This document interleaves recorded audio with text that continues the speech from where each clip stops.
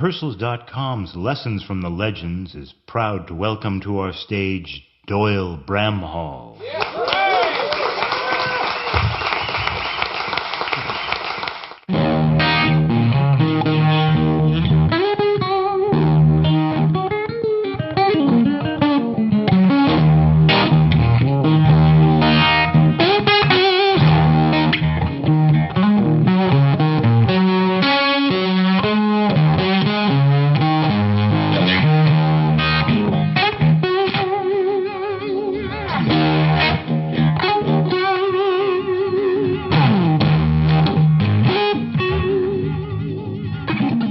I worked with the Fabulous Thunderbirds.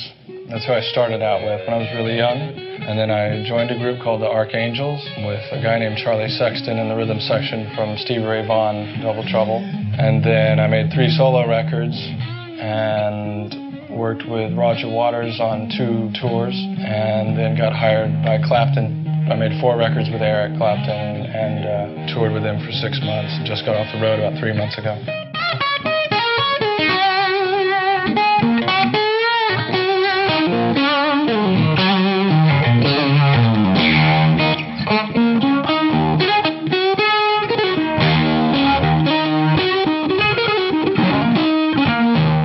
Working with Eric Clapton is an unbelievable experience for me because he sought me out.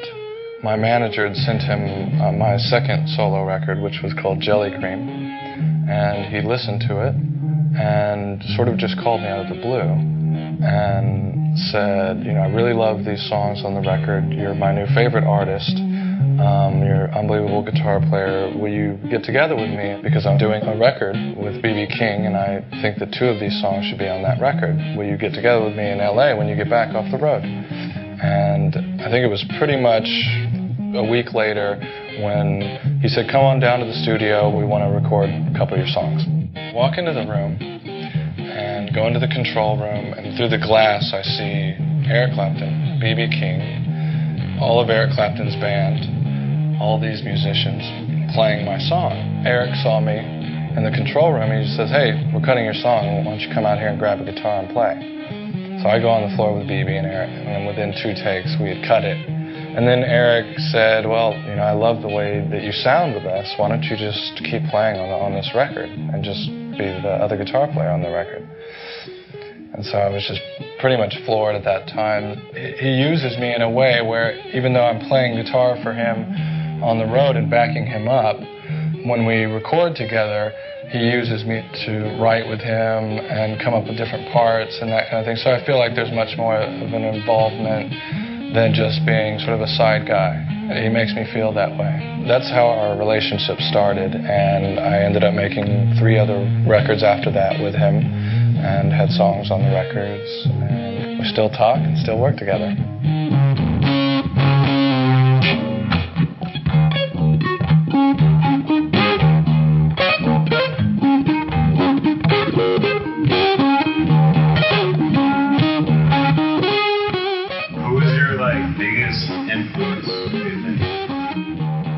Stevie Ray Vaughan, he was an unbelievable guitar player, but he was also a part of my family.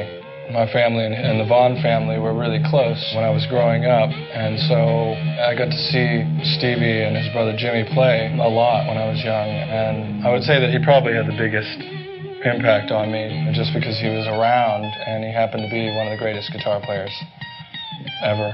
Really no way to break into this without just going and playing. I got a band over here. Yeah. I mean, even me, like, the only reason I got a gig is because somebody in LA wanted me for a session. They knew about me from Texas, and I got in there, and then somebody else told me. Yeah, I'm pretty much just a solo artist, but I got hired to play with Roger Waters as his guitar player and singer, so I would sing more of the David Gilmour parts on stage and play the David Gilmour parts.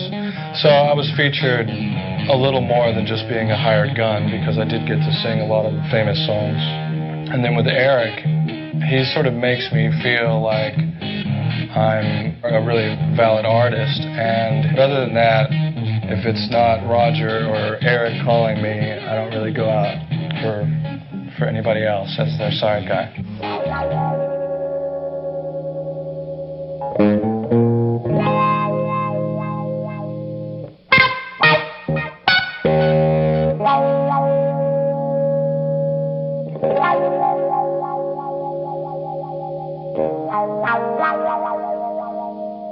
I learned how to play left-handed upside down more out of just comfort, because there are pictures of me when I was 6 years old holding guitars, and I always picked it up, the guitar, and held it left-handed.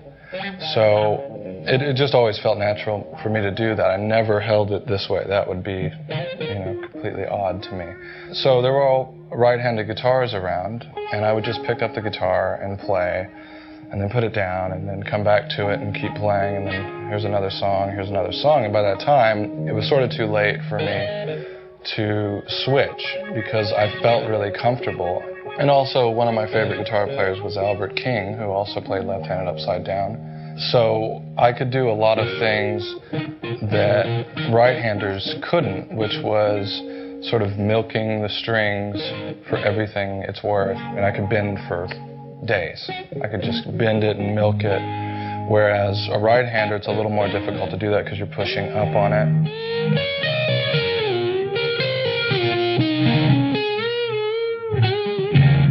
The way you're pulling down, it just seems like so much smarter to do that. Like, I don't understand why other players haven't kind of picked up that concept, because it just makes sense. If you pull down on them, you go off the edge of the neck.